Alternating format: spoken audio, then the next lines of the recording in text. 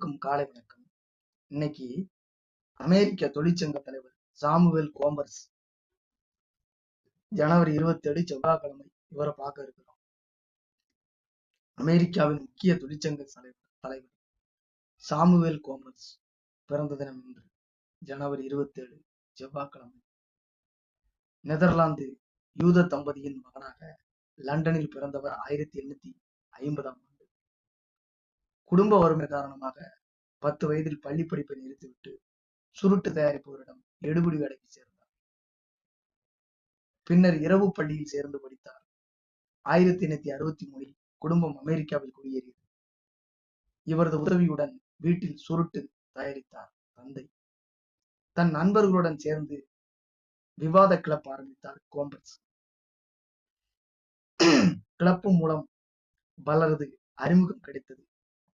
பின்னாளில் அவர் மேடை பேச்சாளராக மாறுவதற்கான பயிற்சி களமாகவும் இது அமைந்தது. 1864 நியூயார்க் நகர சுருட்டு தயாரிப்பாளர் சங்கத்தில் சேர்ந்தார். தொழிலாளர் நலனுக்காக குரல் கொடுத்தார். வேலை நிறுத்தம், பணி புறக்கணிப்பு போன்றவை தொழிலாளர்களின் ஆயுதங்கள் என்றார். சர்வதேச தொழிலாளர் அமைப்பின் முன்னாள் செயலாளர் கார்ல் லாரஸை வழிகாட்டியாக ஏற்றார். 1875 Shikhar makers international union local 144 அப்படின்ற ஒரு அமைப்போட தலைவராக மாறார். மற்ற தொழிற்சங்கங்கள் போல இதுவும் 1877 கடும் நிதி நெருக்கடியை சந்தித்தது.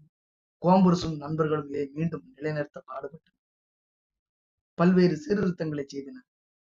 1881 ஒழுங்கமைக்கப்பட்ட வர்த்தகம் மற்றும் தொழிலாளர் யூனியன்களின் கூட்டமைப்பை உருவாக்க உதவியாக இருந்தார்.